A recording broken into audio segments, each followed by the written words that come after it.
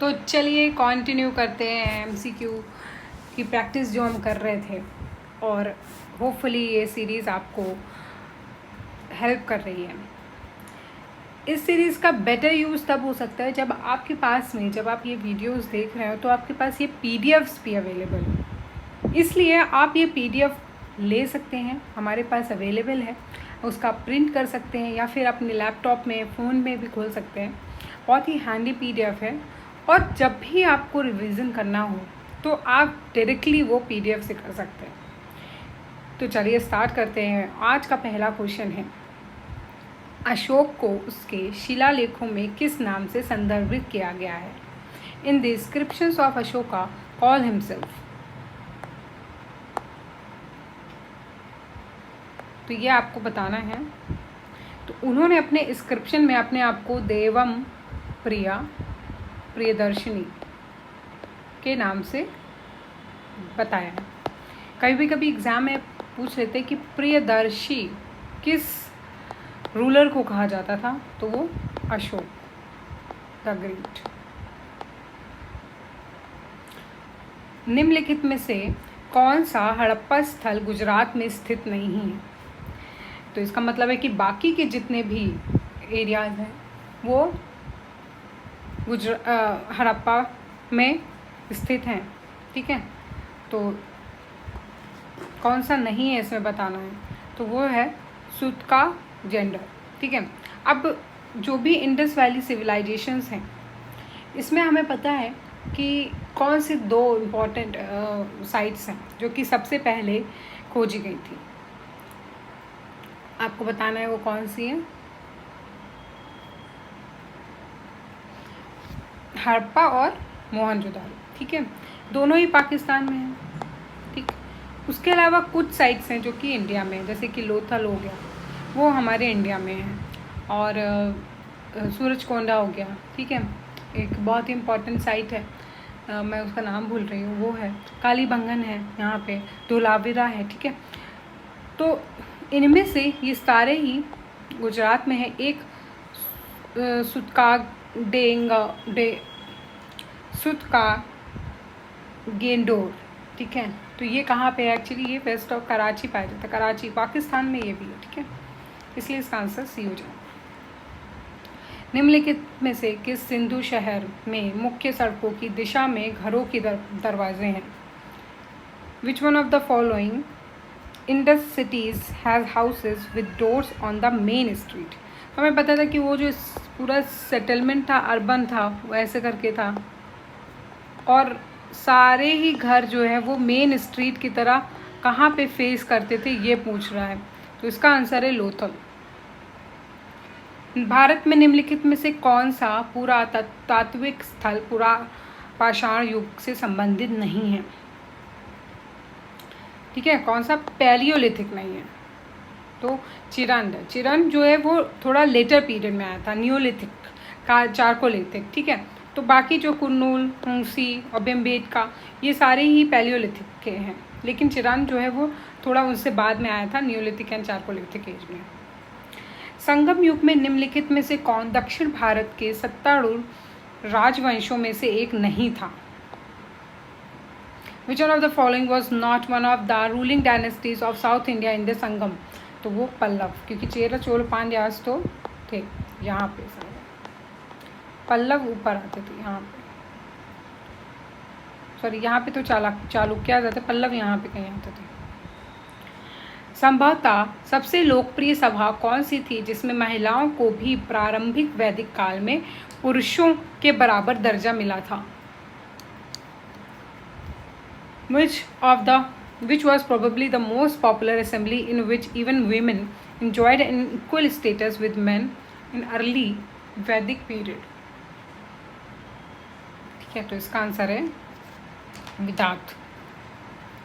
ठीक है, विधात। ये एक न्यू क्वेश्चन है।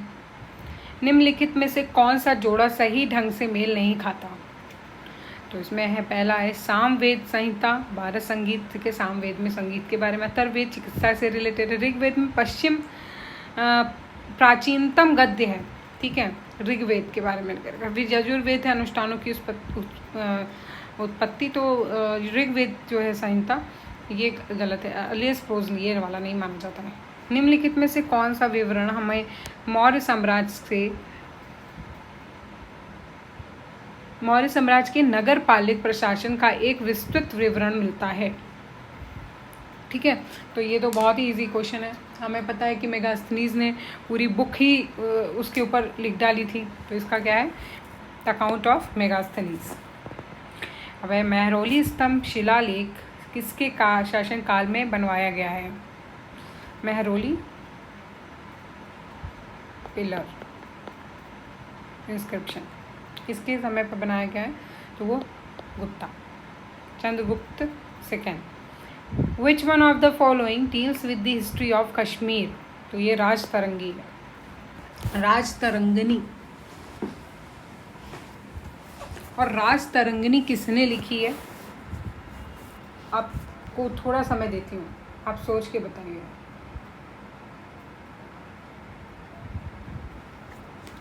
राजतरंगिणी लिखी थी कल्हण ने,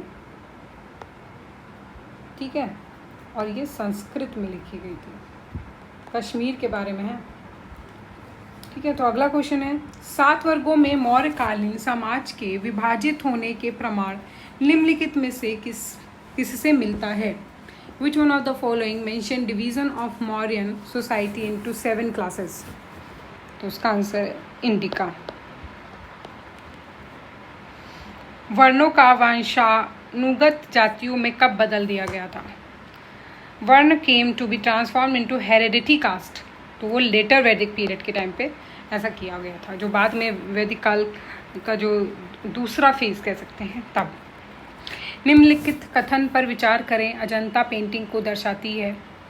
ठीक है, तो वो वैदिक तथ्य है इसमें। ठीक है, सेकुलर एस्पेक्ट है और जैन कल्चर है, तो अजंता पेंट्स के बारे में बात कर रहा है। ठीक है, तो यहाँ पे ओनली वन हो जाता है, क्योंकि जैनिज्म का इसमें नहीं है, सेकुलरिज्म भी नहीं है। ठीक है, सिर्फ ये बौद्धिज्म से रिलेटेड है।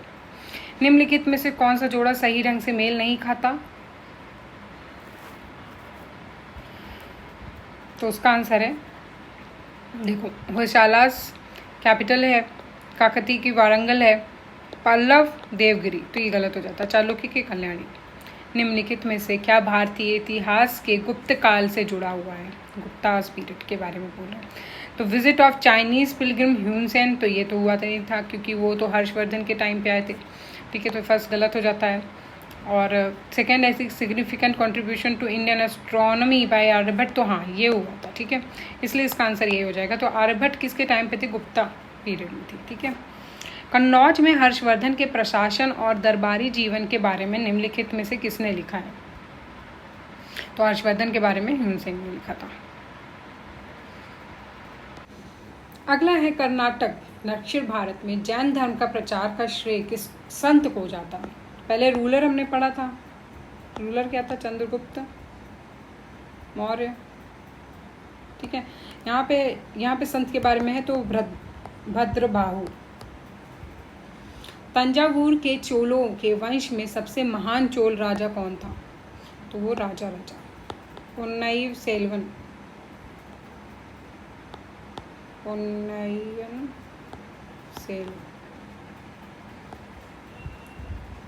बौद्ध धर्म के विहारों के समांतर जैन धर्म में क्या होगा? What would be the parallel in Jainism to Vihar in Buddhism? तो बुद्धिज़्म में जो विहार होते थे, उनके वर्शिप प्लेसेस, उनको जैनिज्म में क्या कहते थे? तो उनको क्या कहते थे? स्थनक। ठीक है, अगला है, वेद जो आंशिक रूप से एक गद्य कारक है, वो क्या है? यजुर्वेद। ठीक है, यजुर्वेद है। The Veda which is partially a prose work, तो वो यजुर्वेद, और ये आखिरी वेद था, चौथा वेद था। फिर ये फिलोसफिकल स्कूल्स के बारे में फिर से ये क्वेश्चन आ गया है। ठीक है, तो ये 6 हैं स्कूल्स और उनके फाउंडर के बारे में है। तो यहाँ पे हम एक बार इसको पूरा अच्छे से पढ़ लेते। तो देखिए, न्याय के फाउंडर गौतम ऋषि हैं, गौतम ऋषि। ठीक है, विशेषिका के Patanjali, sorry not not Patanjali, Kanada, Samkhya के कपिल, कपिल होंगे इसके, कपिल, योग के पतंजलि, ठीक है, तो आप बहुत ही आसानी से याद कर सकते हैं। फिर मीमांसा के 2 भाग हैं, ठीक है, एक पूर्व मीमांसा और एक उत्तर मीमांसा। तो पूर्व वाले मीमांसा के जैमिनी और उत्तर वालों के भद्ररायण, ठीक है। तो एक बार फिर से पढ़ लेते हैं याद करने के लिए। न्याय, ठीक है, न्याय के कौन थे? गौतम ऋषि। विशेषिका के कौन थे? कपिल, कन्नड़, संख्य के कपिल, योग के पतंजलि, पूर्व मीमांसा जैमिनी और उत्तर मीमांसा भद्ररायण।